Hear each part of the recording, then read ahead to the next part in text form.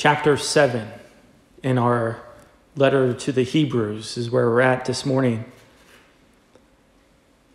As I said before, the letter to the Hebrews is kind of two styles, so to speak, within the letter. There's the exhortation, which was chapters 5 and 6 that we just heard, which gives us insight on how to live our lives according to the teachings. That's the second part of the letter to the Hebrews that's kind of dispersed throughout the whole letter. There's instruction and teaching. And that's what we kind of resume back today, the instruction component of the letter to the Hebrews. And so this person, whoever wrote this letter, some say St. Paul, some say somebody else, has a kind of a problem to make. You got to remember, Hebrews is the first time in the New Testament that Jesus is referred to as a priest. Sure, the Gospels make many allusions to it, okay? But they never use the word priest directly in relation to Jesus. And I think maybe the issue was is that they had to reconcile a problem. The priests were always from the line of Aaron, who was from the line of Levi. Okay, so the Levites, that clan, were the priests. Jesus is from the tribe of Judah, not from the tribe of Levi. And so this letter to the Hebrews person has to kind of scratch his head, and maybe many of the early church fathers, and say, okay, well then how is Jesus the fulfillment of the priesthood? And so the letter to the Hebrews says, he's a priest not according to the Levites. Actually, his priesthood is of a greater order, around this mysterious figure that we call Melchizedek. Okay, so who is Melchizedek? To understand the priesthood of Jesus Christ, look at the sign, look at the prototype of his priesthood. This very mysterious figure of Melchizedek, whose name's only mentioned twice in all the Old Testament. In the book of Genesis, chapter 22, and in Psalm 110. That's it. So the author here, okay, has some work to do. Melchizedek, if you don't know who he is this mysterious figure who all of a sudden appears and then disappears in the book of Genesis. Abraham just rescued his nephew Lot. So his nephew Lot was captured. Abraham rescued him. And then all of a sudden, out of nowhere, this mysterious figure comes into the picture. Melchizedek appears, and then he offers the gifts of, guess what? Bread and wine. Okay, right, there's our first clue right there.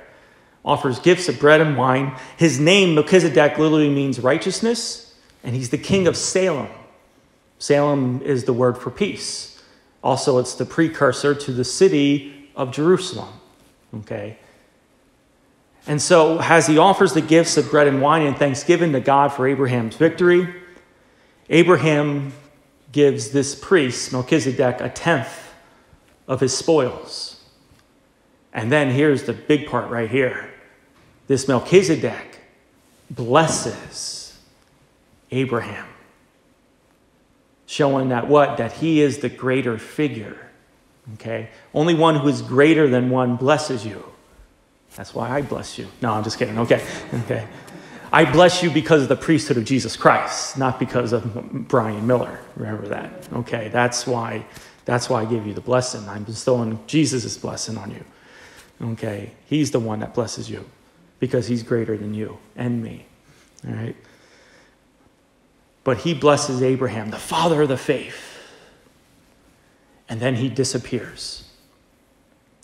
The book of Genesis is filled with genealogies. It's so concerned with genealogies. There's a whole bunch of them in the book, connecting one person to another to show where this person comes from. Melchizedek has none of that. And that's what this author of the Hebrews focuses on. Look, Melchizedek has this mysterious origin. We don't know where he's from. We don't know where he's going, because then he just disappears again, never to be heard from again. Jesus Christ also has a mysterious origin. He comes from the Father.